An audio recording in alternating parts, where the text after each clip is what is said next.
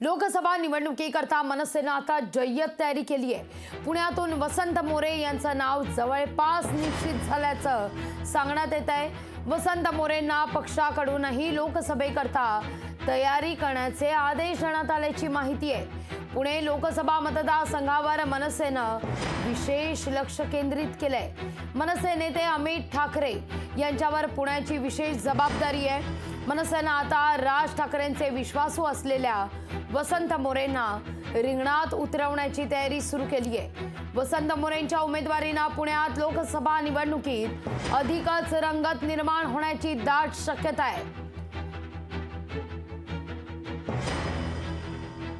सन्मान्य राजसाहेबांचा आदेश हा सर्वश्रुत असतो, अखेरचा असतो आणि मीच काय साहेबांचा आदेश शेवटी जर साहेबांनी मला जो दुसऱ्याला कुणाला जरी सांगितलं की ह्याला मी उमेदवारी देणार आहे, तुला त्याचं काम करावं लागेल, मी सुद्धा करायला तयार आहे। त्यामुळे मला वाटते की मान्य राजसाहेबांचा आदेश हा आमच्यासाठी शेवटचा असतो आणि राजसाहेब जो आदेश देतील, जो उमेदवार देतील, त्याचं आम्हाला सर्वांना काम करावं लागेल।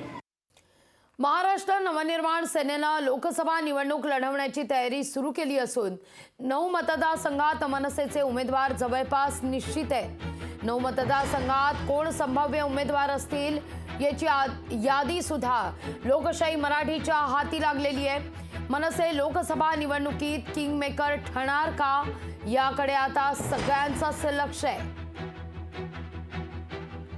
आपण संभाव्य यादीतले चेहरे बघूया।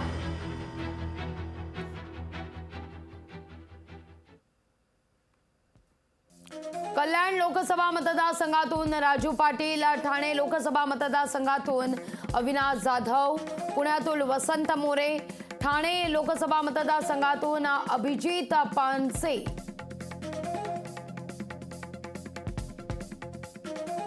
शालिनी ठाकरे, उत्तर मुंबईतून, दक्षिण मुंबईतून बाळा नांदगावकर, छत्रपती संभाजीनगरमधून प्रकाश महाजन,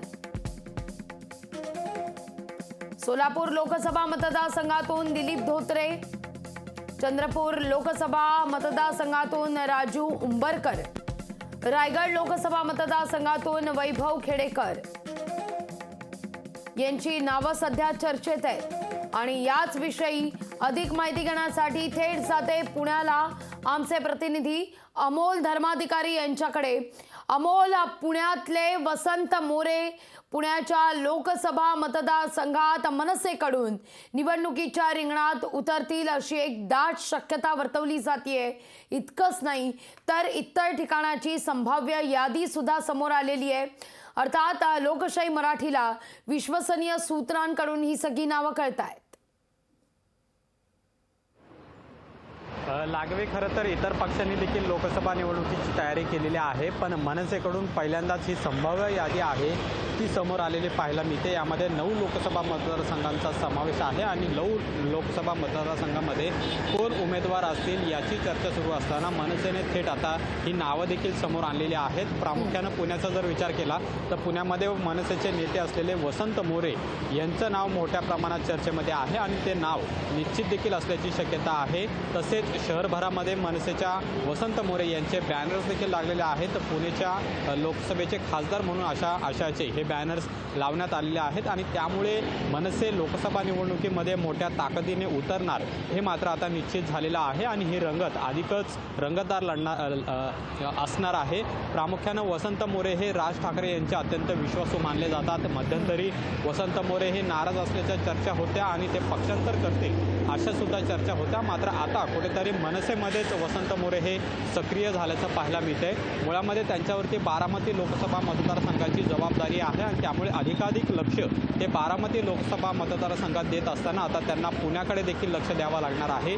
याआधी वसंत मोरे हे मनसेचे नगरसेवक राहिलेले आहेत आणि नुसतं मतदारसंघातच नव्हे तर पुण्याच्या शहरभरामध्ये त्यांची ओळख ही वेगळ्या पद्धतीची आहे। सामान्य नागरिकांच्या मदतीला धावून जाणे अशी ओळख वसंत मोरे यांची आहे आणि त्याचाच फायदा मनसे आगामी लोकसभेसाठी घेऊ शकतं आणि त्यामुळे ज्यावेळेस लोकसभा निवडणुका घोषित होतील त्यावेळेस मात्र मनसेचा उमेदवार हे वसंत मोरे असतील हे मात्र आता निश्चित झालेलं आहे आणि त्यामुळे मनसे आता कामाला लागलेले आहे. वसंत मोरे यांनी देखील राज ठाकरे जो आदेश देतील त्याचं पालन करू अशी देखील प्रतिक्रिया यावरती दिलेली आहे. त्याचसोबत इतर जे 8 लोकसभा मतदारसंघ आहेत तिथं सुद्धा आता मनसेने उमेदवार देण्याची चर्चा सुरू केलेली आहे आणि त्यामुळे साहजिक आहे की महाविकास आघाडी विरुद्ध महायुती अशी चर्चा आतापर्यंत आपण करत होतो, पण आता त्यामध्ये मनसेचा देखील समावेश झालेला पाहायला मिळतोय. अमोल, धन्यवाद तुम्ही दिलेल्या एकूणच या सविस्तर माहिती करता.